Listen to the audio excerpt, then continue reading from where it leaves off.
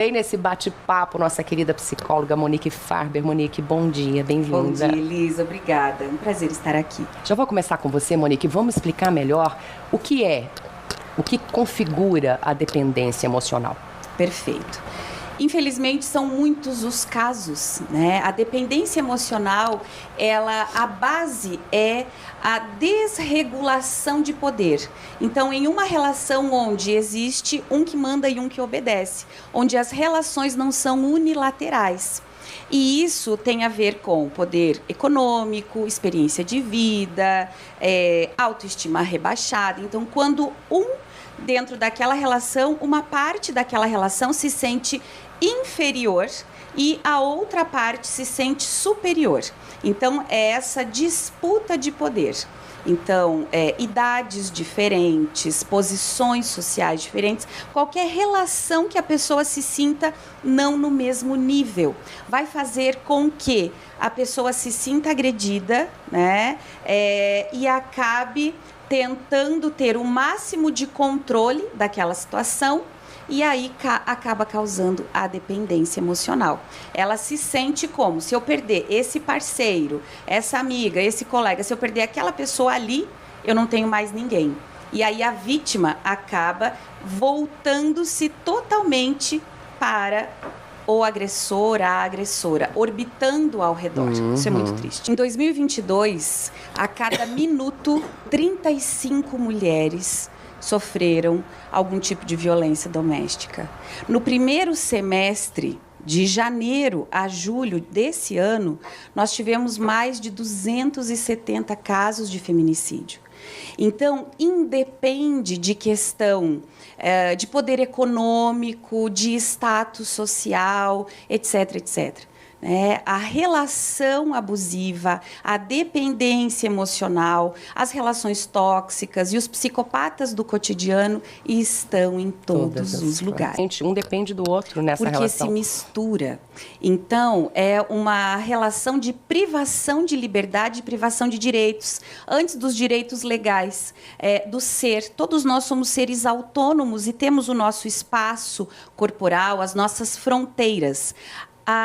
O narcisista, alguns níveis de psicopatia que estamos trazendo aqui, invade isso, mas não invade de uma maneira rude, grosseira ou ameaçadora.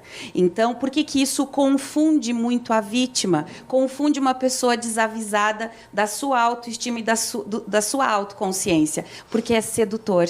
Então, a pessoa, ela seduz, promete, mente, para, então, realmente como um mel, né? E a pessoa vai caindo, esquecendo de si e entrando nessa relação perversa. E quando ela vê que está perdendo, ela joga migalhinhas de atenção. Quando nós pensamos nos limites, nas fronteiras, preciso pensar isso em primeiro lugar. O que eu aceito na relação com alguém? Esse alguém pode ser um companheiro, uma companheira, um amigo, um filho. Até onde vai o meu limite e o limite do outro? Uma relação equilibrada começa pelo equilíbrio pessoal. Então, muitas vezes, e claro, né, não podemos falar de um caso isolado, mas muitas vezes a pessoa ela está sob efeito de uma situação aversiva. Então, ela acaba ficando refém para não sofrer as consequências. E aí ela se perde dela mesma. Onde precisamos, né? O que é preciso fazer? Sabemos que é uma cultura. O machismo, infelizmente, provoca isso. A nossa cultura do estupro provoca. Precisamos de uma psicoeducação. É um processo mais árduo, né? A educação é um processo lento, mas é muito necessário. Então, como que nós estamos educando nossos meninos, nossas meninas? Qual é o limite das relações, a assertividade? Isso começa desde cedo, né? O que eu permito que o outro faça para mim, o que eu posso fazer com o outro. E isso vai impactar diretamente as relações interpessoais.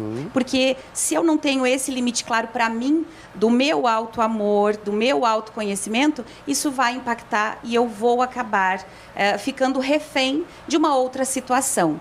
Por que se mantém relações assim? Elis, nunca é só ruim. é bom e ruim junto, por isso que confunde a vítima. Então, um dia é um tapa, outro dia é um beijo. Um dia é uma coisa muito ruim seguida de um presente. A relação que é só ruim não se sustenta, não se mantém. Então, nós conseguimos fugir daquele que é sempre mal, daquela situação que é sempre ruim. Fala, opa, não quero isso aqui. Mas aquilo que se confunde entre bom e mal, bom e ruim, essa ambivalência é que adoece e que torna as relações tóxicas e que a vítima fica presa. O que nós, enquanto sociedade, podemos fazer? Isso está acontecendo dentro da minha casa, com meu amigo, com uma vizinha. Apoiar. Apoie a vítima. Porque a dependência emocional faz com que essa vítima não consiga sair livremente da primeira vez. Então, ela sente que ela merece aquilo, que ela precisa ficar aquilo, precisa de acompanhamento psicoterapêutico, acompanhamento psicológico para se libertar de tudo isso. Então, buscar ajuda sempre.